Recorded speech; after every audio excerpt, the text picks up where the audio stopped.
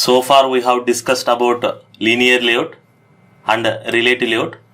Now in this session we are going to discuss about frame layout. First let me write the important points related to frame layout. First point is it is a predefined class of Android software.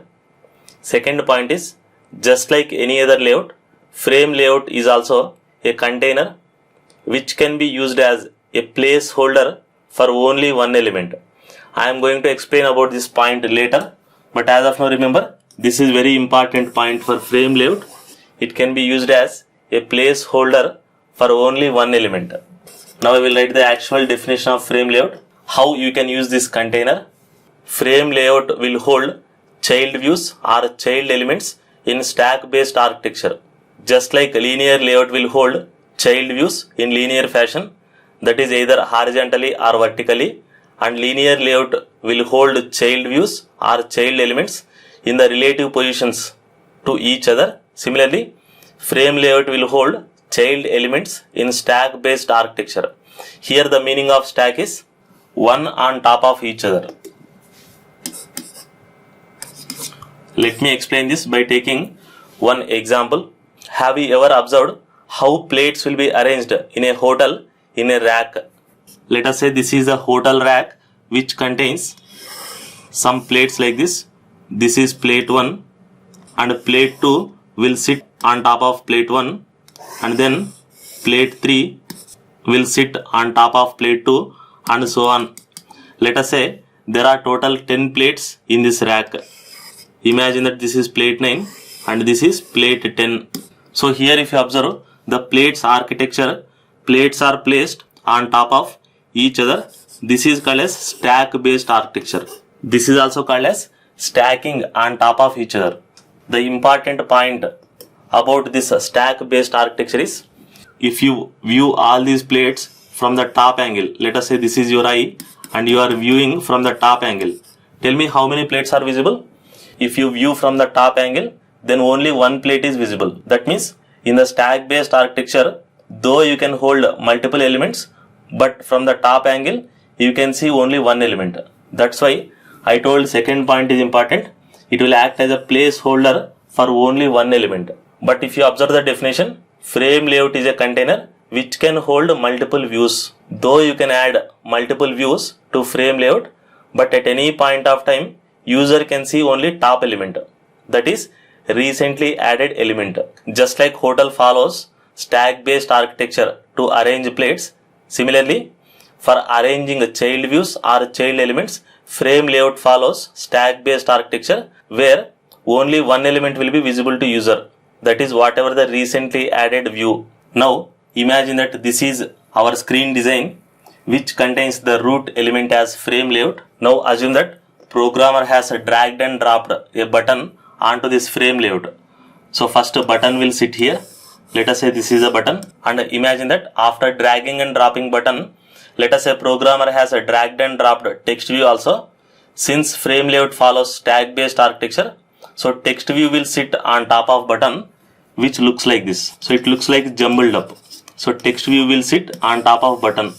So here if you observe the architecture, the below element is button and the top element is text view. Let me show you same screen design using Android Studio. Here basically what you have to understand about frame layout is, using frame layout user can see only one element, that is the top element. But in the frame layout, if you want, you can hold multiple elements one on top of each other like this. Though it doesn't make any sense at this point of time because text view is sitting on top of button and it looks like jumbled up. You may think that it doesn't make any sense, but there are some really useful cases where frame layout plays important role. First let me show you whether our assumption is correct or not by taking Android Studio. Now I have created a new project called as frame layout example.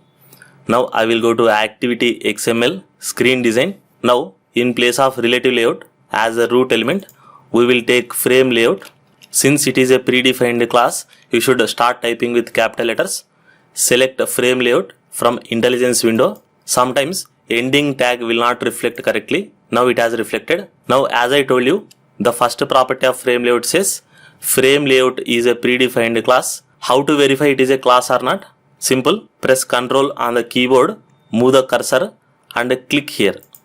When you click here, observe it is automatically opening a predefined Java file called as FrameLayout.java file, where FrameLayout is a predefined class which is designed and developed by Google. If you see this comment, I will just move the cursor to comment line. The copyright, let me open the comment. Here you can observe, since it is a predefined code written by Android developers, you can see this file is created at the year 2006 as part of Android open source project. Similarly, you can cross-check linear layout and relative layout also. Now, I will remove this text view. Let me open design perspective.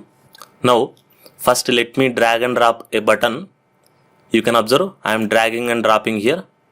Now, I will take one large text view and I will drag and drop here. Observe, text view is sitting on top of button. That is text view, and below we have button. Let me remove unwanted properties here so that it looks more clear that a text view is sitting on top of button. I will remove this gravity property for button as well as for text view also. I will remove this gravity property. Now for this frame layout, I have added first a button, then I am adding a text view. Now let me open preview. So here you can observe, so button is sitting and on top of button text view is sitting. Now you may get one doubt, which will appear first. Now you may get one doubt here, which is considered as top element. Though button is visible here, but text view is considered as the top element because the screen surface is considered as the top view. Whatever the element you have added as the last element within the frame layout tag, that is considered as top element. That means when user clicks, then the touch event will not go to button, that touch event will go to text view because that is a top element. Now you can do really some nice tricks so that you can see both the elements. Just like you can apply layout gravity property in linear layout, that property can be applicable in frame layout also. Now let us say I want to see both button and text view, which looks like jumbled up now. Now what I will do, since button is sitting below and text view is sitting on top of button, so what I will do, the below element button, I will move this button towards the right side of the frame layout. Before that, I will make sure that frame layout width is match parent. Now I will go to this button tag and I will use layout gravity property and I will move towards right side. I will use right property. Automatically button is moved towards right. Now it looks like both are visible to user, but internally what is happening? The button element is sitting in the bottom and text view element is sitting on the top. Since we have moved the button towards right side, so it looks like both are visible to user. So you can use these kind of simple tricks to make sure that both elements are visible to user. I hope you understood the properties of frame layout.